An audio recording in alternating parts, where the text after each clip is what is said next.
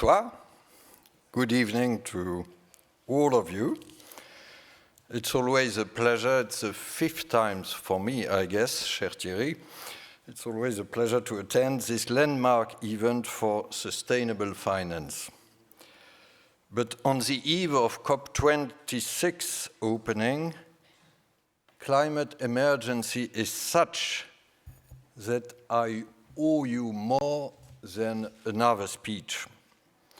I see it as my duty this evening to report both the great progress we have made in this area and to set out the enormous challenges that lie ahead.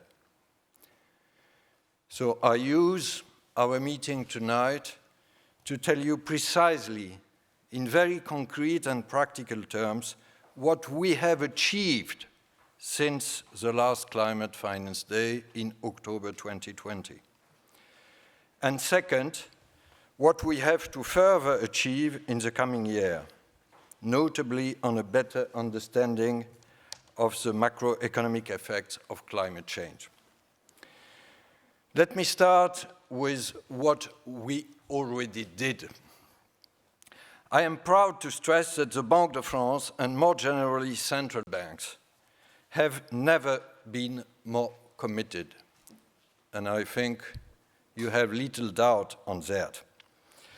Addressing climate change is part of our missions, both as supervisors, this is the vertical axis, and central bank.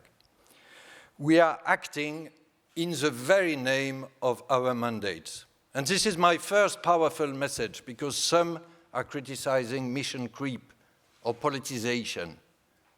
I am convinced we act in the name of our mandates. Our actions revolve along two axes, and let me start with the vertical axis, as supervisors. And again, be very practical. What are the deliverables we achieved? We have made significant progress to identify and help contain climate-related risks borne by financial institutions. The ACPR took a decisive step forward with the first climate-related stress tests, whose results were published, you probably remember, last May. A large number of major banks and insurance companies took part on a voluntary basis. The two key takeaways from this pilot exercise are first, that financial risks are better contained in the context of an early and orderly transition to a greener economy. And second, that all main supervisors should now follow suit, as for instance the ECB and the Bank of England will next spring. When it comes to climate stress test, learning by doing is much better than waiting for the perfect solution before taking any action. And this is probably a more general lesson than only stress test. I now come to the voluntary disclosure of risk. As you are aware, stress test is forward-looking. It's about the video of risk. Disclosure is a snapshot of existing risks. The TCFD increased its footprint. It now has more than 2,600 supporters worldwide, a number that has more than doubled since last year. But the European Union does more. It's about to make a significant step forward, as it will implement not only voluntary but mandatory disclosure for corporates through a new standard developed by the EFRAG with the so-called Corporate Sustainability Reporting Directive, which should hopefully be adopted by mid-2022. Allow me here one word in French. Certains peuvent toujours juger avec passion que l'Europe et la France n'en font jamais assez. Alors oui, il faut faire plus. J'y reviendrai. N'ayez aucun doute sur mon engagement personnel et celui de la Banque de France. Mais à la surenchère des propos, préférons la réalité des actions et évitons de décourager ceux qui agissent le plus et d'absoudre ceux qui avancent le moins. I come back to English. I very much hope we will soon have this mandatory disclosure everywhere. I welcome here the US endeavor under the sponsorship of the SEC. Consequently, we need not only mandatory, but internationally harmonized disclosure frameworks, at least a basic common ground on which jurisdictions can further elaborate. To this end, interoperability of standards will be key, and the coordination between the European EFRAG and the IFRS Foundation should be the cornerstone of a successful globalization of non-financial reporting standards. Let me now turn to the lower part of the axis, opportunities. The market momentum has been impressive this year again. More than $500 billion of green bonds will be issued, which is an all-time high, with record debut for the 12 billion euro next generation EU green bonds. Inflows into sustainable funds represented more than $262 billion in the first half of this year, close to half of the overall inflows over the same period. And trust us, it was mentioned, the ACPR and the IMF, to check the commitments by banks and insurance and avoid any greenwashing.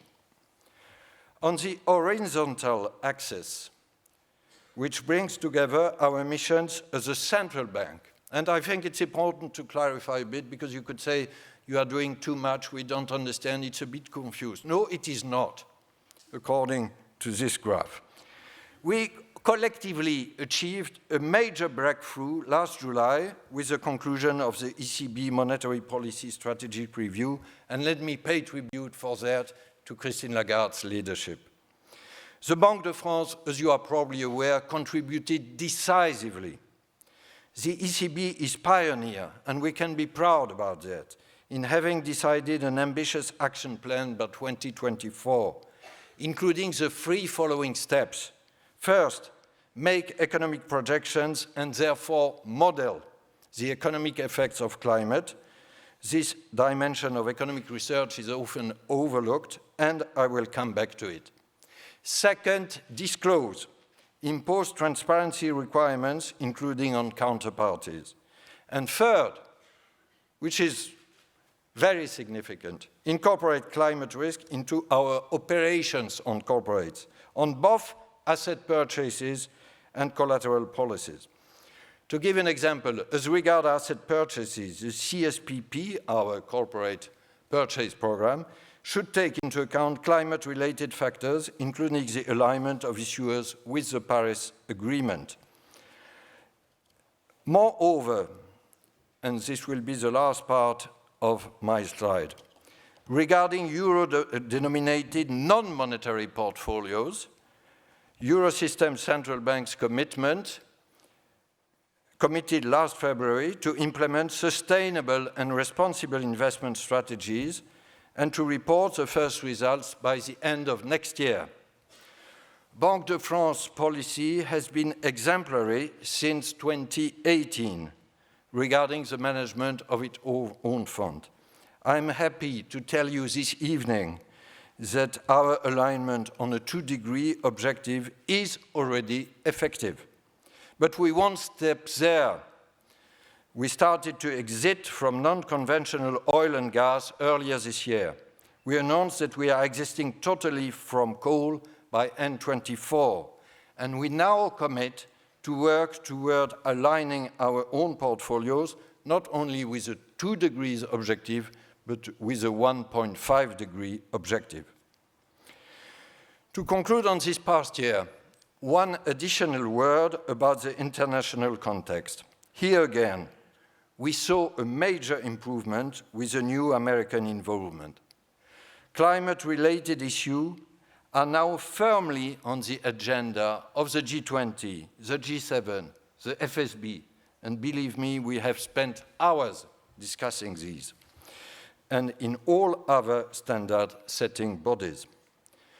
Our NGFS, you probably remember this acronym, Network for Greening the Financial System, created in Paris, yes, in Paris, in December 2017, is a unique knowledge hub.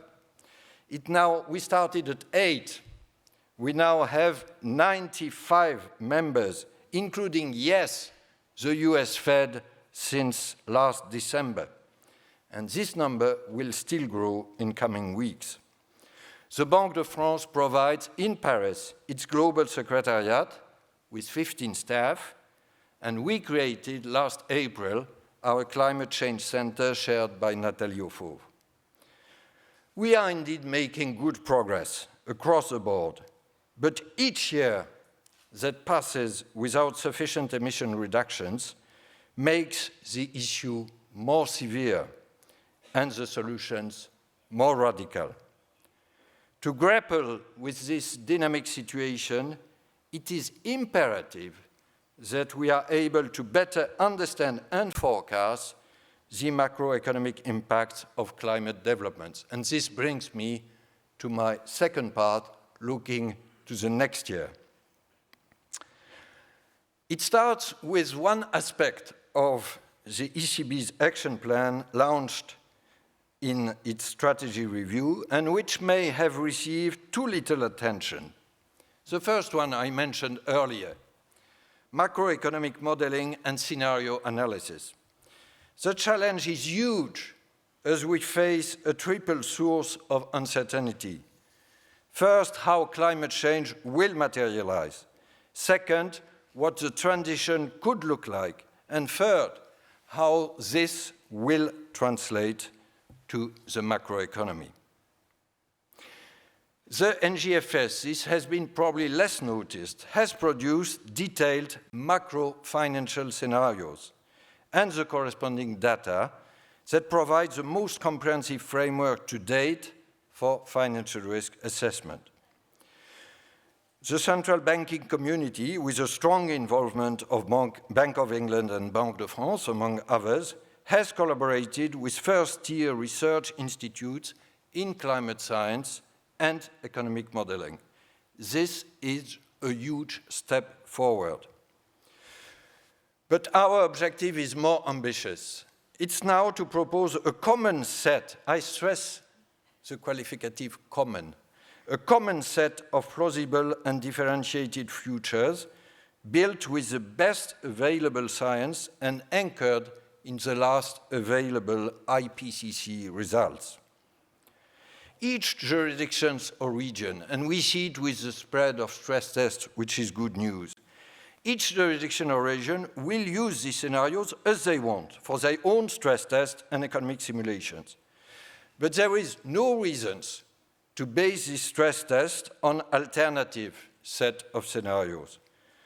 The purpose of the NGFS is very simple, but completely key in this regard, to prepare and publish these common macro-financial climate scenarios, just as, and the parallel is enlightening, just as the IPCC does for physical scenarios.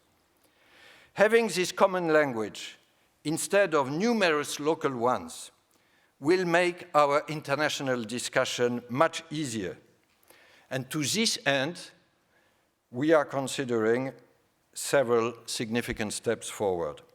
By next summer, the NGFS scenarios will not only be updated with the latest figures, but also upgraded to align with a new set of comprehensive scenarios to be released in March by the IPCC.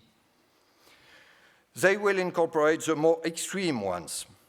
The NGFS should also work on understanding the impact of climate-related risks on various prices and ultimately on overall inflation. One commitment more, scanning the horizon, we can already see that climate change is accelerating and that some regions are likely to be affected sooner and on a larger scale. In addition, transition effects might be more front-loaded as they are, increasingly anticipated by markets, producers, and consumers. This acceleration of transition is good news, but consequently, the forthcoming NGFS work should also focus on shorter-term horizon. Let me be very concrete here, 2030 and not only 2050. As the transition to a low-carbon economy may be less linear than anticipated, with tipping points accelerating the transition in a disorderly way. This is the way we will contribute decisively to a common language to develop stress tests and economic simulations around the globe. And this is a very practical and powerful tool for action everywhere. We generally need to better understand the long-term trade-off in terms of GDP between transition and physical risks and the cost of delayed action. This is my last chart. It breaks down the GDP losses under 3 scenarios into the cost of transition, in yellow, and physical damages, in blue. Under the Paris Agreement scenario, GDP would be 5% lower in 2060 and around 7% lower in 2100. And most of the reduction can be attributed to transition policies. Under the two on the right, too little, too late scenarios, the transition costs are limited. But by the end of the century, the impact of physical risk, again in blue, becomes much larger, leading to overall losses that could range between at least 10 and 20% of world GDP level. This is more than the COVID shock last year. And this is lasting. From an economic and rational standpoint, the prescription is consequently clear-cut. An orderly transition. And this orderly transition would require what I would call a public forward-looking guidance. You know that we as central bankers and monetary policy makers are familiar with this idea of forward guidance. It would send long-term signals and anchoring credible but ambitious commitments. This climate forward guidance should include an appropriate pricing of carbon. Yes, let us be clear.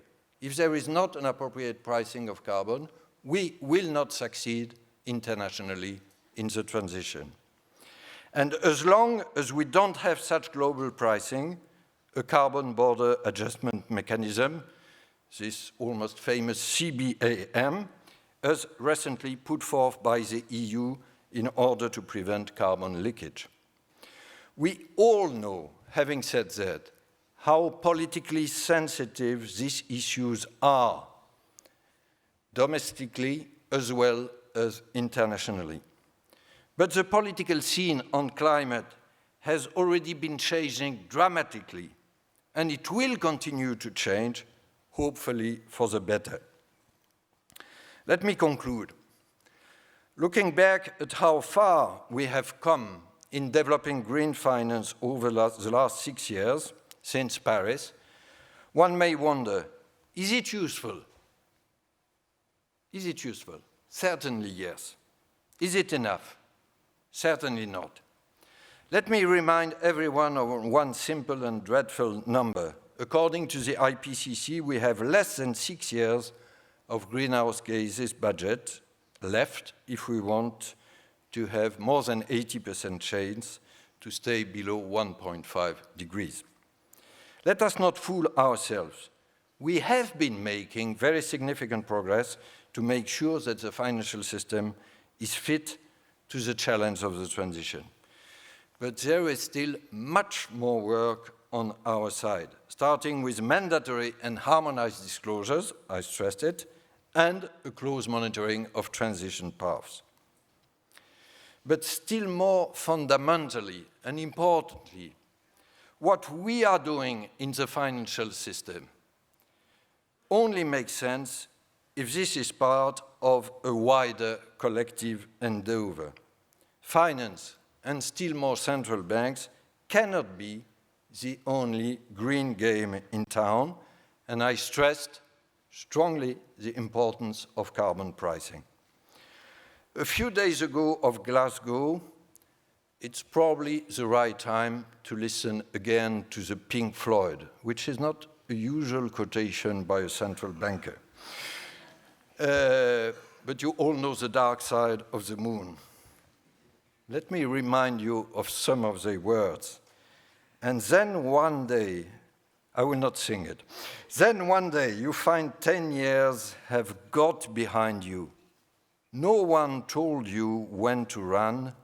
You missed the starting gun.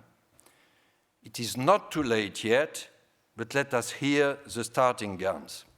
Merci beaucoup de votre attention.